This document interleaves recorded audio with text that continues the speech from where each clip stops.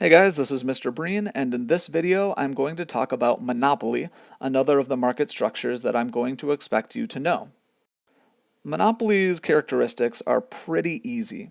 There's only one firm, that's the definition of a monopoly. Because there's only one firm, the barriers to entry in this market must be quite high, and because there's only one firm and that firm doesn't face any competition, they have full control over price. This is why many monopolies are actually strictly regulated and price controlled by governments.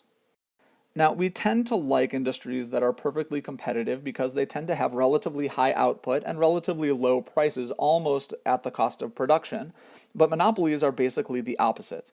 I'm going to try to explain a little bit why, but I'm not going to go incredibly in-depth, so I'm going to say some things that I'm just going to ask you to trust me are true.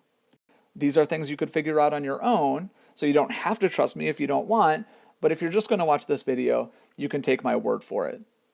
So let's draw a supply and demand curve for this industry. So here we have quantity and price, supply, demand.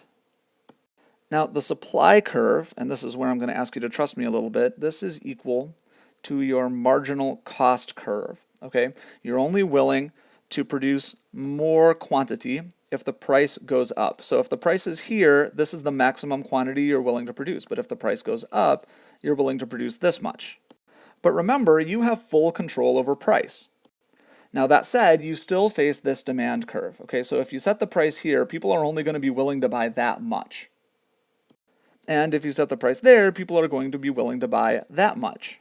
Here, we're not going to have a nice market equilibrium where the supply and demand curves meet, and that's going to be the price, and that's going to be the quantity. Monopolies can do a little better than that.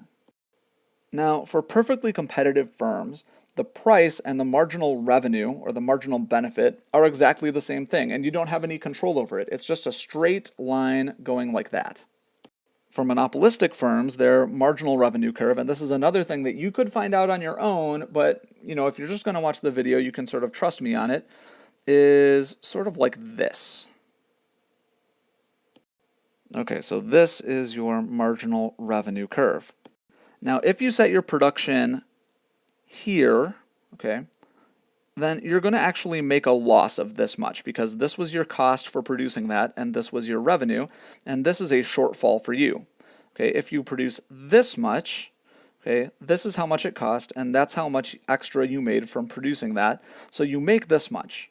So it turns out that you're going to set the price, or you're going to set the quantity, okay, you're going to set your output where the marginal revenue and the marginal cost curves meet, which is right there. That's how much you're going to make, so let me draw a little marker there. Okay, but you're not going to set this price. You can do better than that, right? Because people would be willing to pay, if you go up to the demand curve, people would be willing to pay that much for the good. So this is the price you're going to charge, and this is the quantity. And these are for monopoly, okay? If this were perfectly competitive, instead, the market price would be there, price, perfectly competitive, and this would be the quantity, perfectly competitive. So in monopolies, the price tends to be higher, okay, and the quantity tends to be lower. Well, monopolies sound pretty bad, so what could cause something to be a monopoly? Well, one thing is if there are economies of scale. So economies of scale, again, mean that larger companies can produce the good for a lower price. Sometimes economies of scale are so big that it really only makes sense to have one firm in the industry. If you had more firms, the price that consumers faced would be higher. And that price would be higher because the companies would have higher production costs. And if instead only one company does it, their production costs are relatively low and they can offer a lower price. Often what happens in this circumstance is that the government will allow the monopoly to exist, but they'll regulate the price so that it's not as high as it would be if they left the monopoly to its own devices.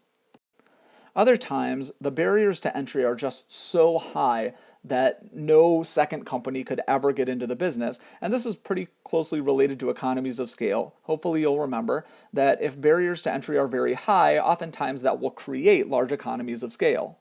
So what are some companies that are like this? Well, oftentimes residential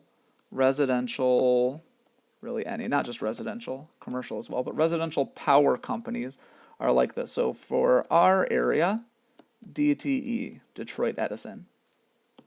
Now, what makes the barriers to entry so high here is not just that you have to have a power plant and people who can work at your power plant. I mean, that's pretty expensive, but what really makes this extremely expensive is that you have to run power lines out to everyone's house. It doesn't take much thinking to realize that if you had a second power company, it wouldn't make sense for them to have to run out power lines to everyone's house, a second system of power lines. Nobody would want that. Oftentimes, these kinds of monopolies can be broken up by new technology. So what's a technology that could break up your local electricity company? Well, maybe solar power panels that you could put on your house. At that point, we wouldn't need to run power lines out to everyone's house because everyone's house would be sort of self-sufficient. You know, at least if the solar panels were really, really, really good. In our state of Michigan, this might be a problem because, you know, it's only sunny some of the time. But sometimes the government actually allows monopolies for other reasons. So one reason is patents, okay? In order to encourage innovation, in order to encourage innovators, inventors to bring their inventions to market, they allow them the exclusive right to sell that good for, say, 20 years. A lot of times students think this is to force people who don't have patents to come up with new ideas, but that's not really the point. What the point is that inventors might not bring their good to market at all if they believe that other people are just going to copy them and sell it alongside them. Then there's not much point in inventing anything. So one example of a monopoly deriving from patents is for different kinds of medication, new medications. New medications cost a lot of money to research and test and get approved for safety and for various medical uses by the FDA. So in order to encourage businesses to undertake that massive investment, they get the exclusive right to sell the resulting medicine for, say, 20 years. The trade-off there is clear. Okay, we're going to have to pay higher prices, maybe much higher prices for that medication for 20 years, but without those higher prices, the medication might not have existed in the first place. This works fairly similarly to copyrights as well. Copyrights. Okay, copyright gives somebody the exclusive right to sell, okay, some intellectual property, for example, a book, or some piece of music, or something like that. And this is to encourage people to write books and write and produce music. If the moment you released a book to the public, somebody else could just copy it wholesale and not pay you anything for it, there's not much incentive for people to write books or to write music in the first place. It would be much harder to make a living off of it. Now, this does mean that books and music obtained legally are more expensive than they would otherwise be, but otherwise, much of that music might not have existed. Okay, another example of a government monopoly, a little more controversial, is different sports leagues. So, for example, Major League Baseball is officially a monopoly, okay, in order to sort of protect the sport, they say. And other things like the NFL, NBA, and the NHL are not officially protected monopolies, but they are often treated that way. So because they're not officially protected monopolies, there actually have been competitor leagues to these things over the years, like the NFL and the AFL before they merged, and then the USFL, and for the NBA there was the ABA before the collapse of that organization. But the MLB has not really had any kind of competition of that sort. For those of you who are interested in sports, you should know that Major League Baseball is sort of the corporation, even though these things are non-profit, technically speaking. These are the corporations, and the teams are franchises of those corporations.